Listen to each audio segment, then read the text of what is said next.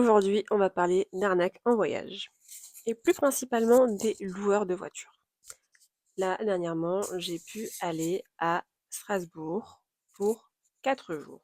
Pendant les 4 jours, on allait notamment en Allemagne pour aller à Europa Park et on a également visité les routes de vin. Voilà, même si je bois pas et que mes copines non plus, c'était surtout pour voir les belles routes d'Alsace et on a donc loué une voiture. On l'a louée chez Europcar, Strasbourg, à la gare. Je précise, pour pas que vous louez là-bas, vraiment. Alors, on arrive à 8 heures, toute pimpante. Bon, peut-être pas pimpante, mais à 8 heures du moins. On se dit super, on va louer le véhicule. Là, on arrive, on le loue à 8 heures, et vu qu'on le restitue le dimanche suivant, 4 jours après, à midi, il nous dit ça sert à rien. Rendez-la la veille, on vous rembourse une journée. De l'autre côté, si vous prenez, de toute façon, vous êtes obligé de prendre un supplément parce que vous allez en Allemagne, bah prenez le supplément en Allemagne et prenez le full cover. Alors moi, je prends toujours les assurances en plus, même si la plateforme sur laquelle je suis passée, vous avez déjà une protection. Ma visa première, je suis déjà protégée aussi, il me semble. Donc, c'est juste une troisième couverture. Mais je me dis comme ça, il n'y a pas de problème, je suis couverte à 100%. Tu vois, parce que moi, je me dis, j'ai jamais de problème. J'ai jamais de problème à Paris quand je conduis ou quoi que ce soit, touchons du bois. Mais on ne sait jamais, pendant les vacances, je ne connais pas la route, je ne connais pas, voilà, je connais pas l'Allemagne, je connais pas forcément tous les panneaux allemands, même si je me suis renseignée auparavant. Donc on ne sait jamais. Ok. Donc je me dis, bon, l'un dans l'autre, à peu près, ça se compense, même si bon, ça peut me revenir un peu plus cher. Je me dis, ok. Le gars, c'est bizarre qu'il nous propose, parce qu'en soi, il gagne pas, il y perd, tu vois. On se dit, bon, c'est rien, bah, c'est sympa, il est cool avec nous, c'est cool, tu vois. Quand on arrive, on filme la voiture, on prend des photos. Même si je suis full couverte, on préfère prendre des photos. Quand on redépose, donc samedi soir, la veille, la voiture, on reprend des photos et on refilme également le véhicule. Le véhicule, on a fait le plein d'essence, il y a pas, on n'a rien esquinté de plus qu'il n'était avant. On se dit, ok, tout va bien. Mais quel fut mon désespoir quand j'ai reçu une facture et surtout un prélèvement de 87 € sur mon compte en banque. Et là, je vois Europcar, prélèvement, ok, bizarre. Je reçois la facture et je vois qu'on me prélève des fees, donc des frais, sur le fait que j'ai abîmé la voiture, mais c'est des frais administratifs. Donc, soi-disant, j'ai abîmé le véhicule, mais on ne me facture pas la réparation du véhicule, mais des frais administratifs vis-à-vis de ce véhicule. Donc, à quoi ça sert de prendre l'assurance la plus haute, mais d'avoir quand même des frais administratifs s'il y a des problèmes et des raflures? Parce que avant, ils m'envoient une facture, ils me disent il y a une éraflure, mais vu que je suis full couverte, normalement j'ai rien à payer. Ok, bah moi je signe. Mais recevoir ça, ça voudrait dire que bah, y a quand même des frais, qu'il y a des frais qui sont quand même engagés.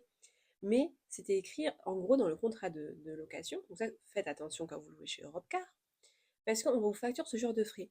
Moi, j'ai loué des véhicules sur le territoire français et en dehors du territoire français. J'en ai loué en Corse. Mon frère, en plus, il avait malheureusement explosé l'arrière du véhicule.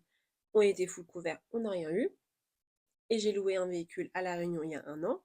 Et crois-moi, quand tu vas dans les volcans à La Réunion, quand tu vas visiter le volcan à La Réunion, euh, ton véhicule, tu roules en première et tu roules à 10 km/h, mais c'est sûr qu'il y a des chances que tu crées une éraflure, ça c'est sûr. Je n'ai eu aucun frais.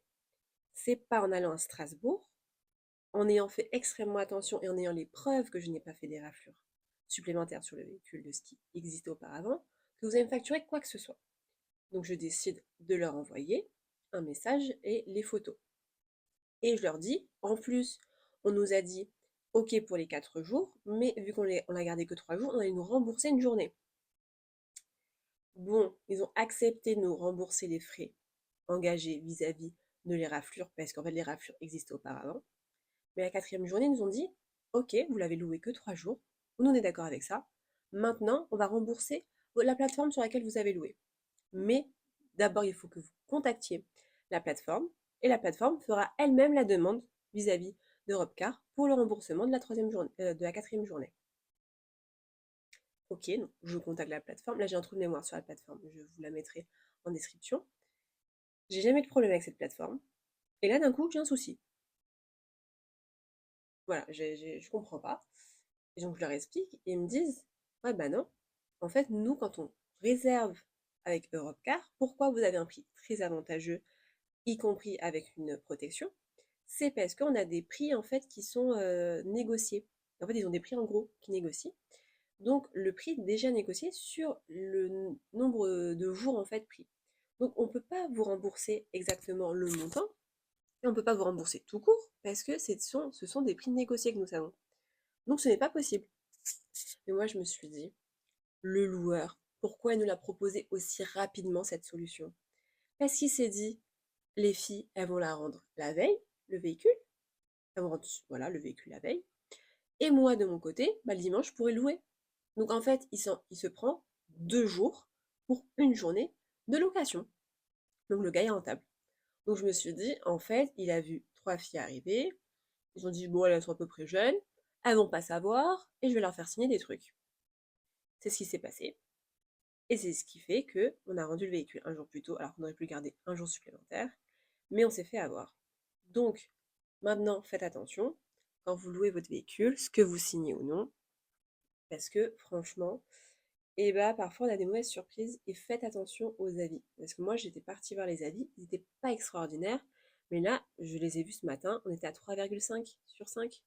Même si les commentaires sont pas élogieux, les derniers commentaires, je me suis dit, bon, il y a peut-être des gens qui étaient en colère vis-à-vis d'eux. Mais en fait, non, les gens ont totalement raison. Les gens ont raison d'être en colère vis-à-vis de, vis-à-vis de ce loueur. Et donc, ne louez pas chez eux. Ne louez pas chez Europcar, ne louez pas chez Europcar Strasbourg à la gare. Franchement, c'est de l'arnaque. Voilà ce que j'ai envie de vous dire.